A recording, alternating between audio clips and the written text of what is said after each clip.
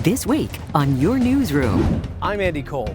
The Braves World Series trophy is on tour, and just last week stopped by J.I Clements. Our cameras were there and caught a look at the beauty up close. I'm Isabella Kicklighter. Now in its 7th year, the Wildlife Center has grown from just one eagle to a host of other animals right on our campus. We take you around the whole sanctuary. The Holi Festival is back. We covered the sights, sounds, and good eats from the Festival of Love. Plus, we wrap up Women's History Month with a nod to Georgia Southern's star female athletes.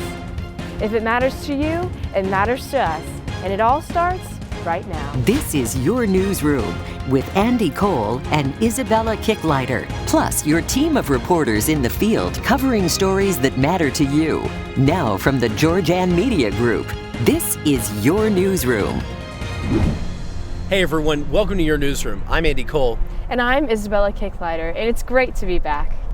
You know, a piece of history was recently on our campus, and this is an ancient history we're talking about. The Atlanta Braves have taken their new World Series trophy across the Southeast, and our J.I Clements Stadium was one of their first stops. Your Newsroom's Asa Barley was there to catch a glimpse of history. Since the Braves broke the Georgia sports curse, winning the World Series, the legendary trophy has been traveling all around the state, and just last week, right here on our campus.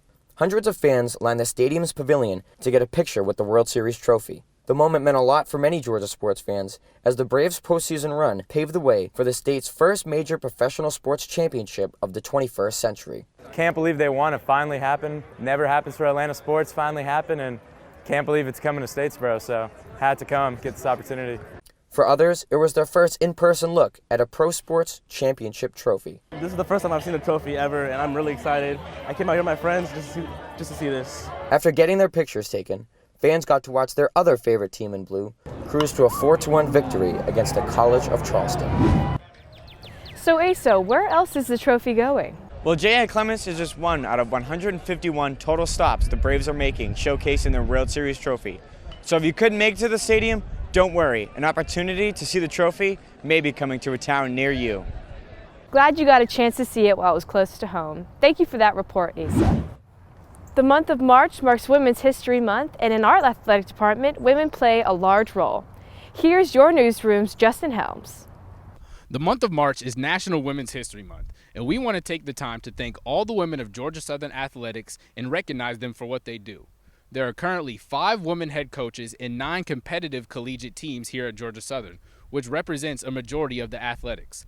I spoke to senior women administrator Brandy Klaus, who told me what being a woman in a leading position at Georgia Southern is all about. When I first started as an administrator, I really didn't, even in athletics, I didn't think twice about me being a female. I just put my head down and worked and didn't think about what that was impacting, who that was influencing. Now in the administrative side, yeah, it is about, impacting, influencing, and inspire ladies to be able to understand that they can do this not just as a female, but as a mother. Brandy Klaus, along with others, are also working to create a group of women leaders for student athletes being introduced very soon to come. Thanks, Justin. Springtime means warmer weather, flowers blooming, and of course, the Hindu Holi Festival. Your Newsroom's Elise Taylor was at the Festival of Love. Here's her story. Holi is the festival of spring colors and celebrates the victory of good over evil.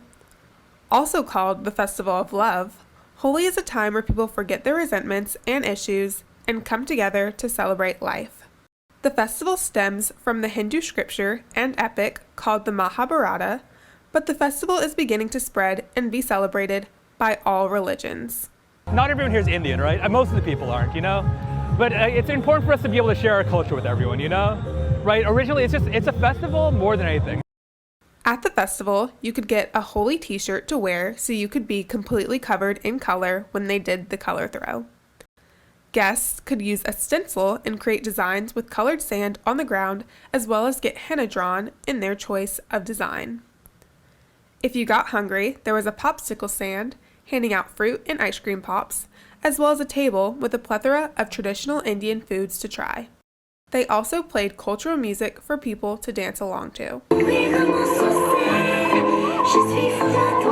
I always always wanted to go to a Holi Festival because I had seen all the colors and everybody was so happy. So I knew it was something that I'd feel good about going to. It just seems so much fun, and I've had the best time. I've gotten to eat really good food. I've gotten to just meet people that I didn't know either. The festival helped bring many people together and stressed the importance of having a heart full of love. Just with all the bad things happening in the world, it's important to celebrate together in spite of that. So Elise, how many people came to celebrate this festival on campus? Over 200 students and people from the community showed up for this event, and it's obvious that they had a great time. What a turnout. It's great to hear, Elise. Thank you. Have you heard of the Wildlife Center? Your Newsroom's Ashley Watts took a trip to the 7-year-old sanctuary and filed this wild report. Opened in 1997, the Center for Wildlife Education was developed with a specific goal in mind: acquire an eagle for Georgia Southern.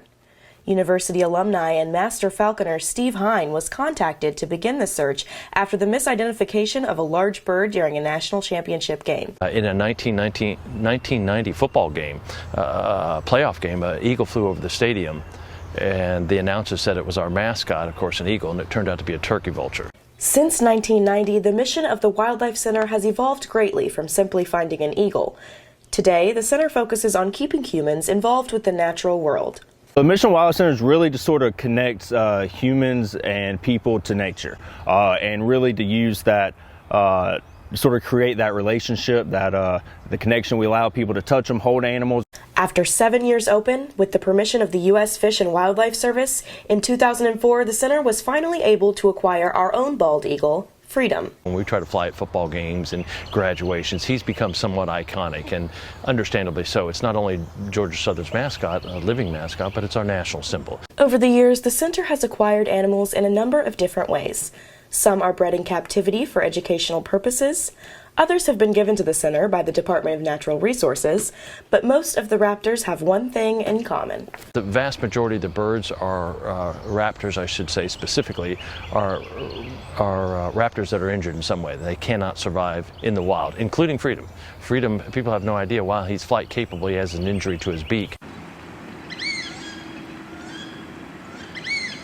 Though the center is arguably most well known for their work with Freedom, there are countless other amazing animals that call Georgia Southern home.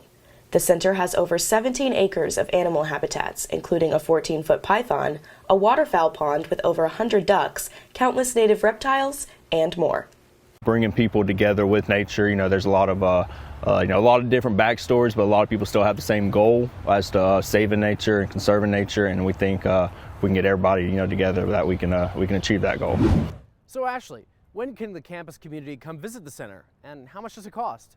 The Wildlife Center is open Monday through Friday, 9 a.m. to 4:45 p.m. with daily programs at 3:30, and is soon to reopen on Saturdays. Admission is free for students with their Eagle IDs.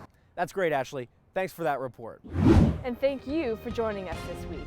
We encourage you to connect with us on social media at @your_newsroom. For now, for Isabella and for all of us at Your Newsroom, I'm Andy Cole. We'll see you next week. So long.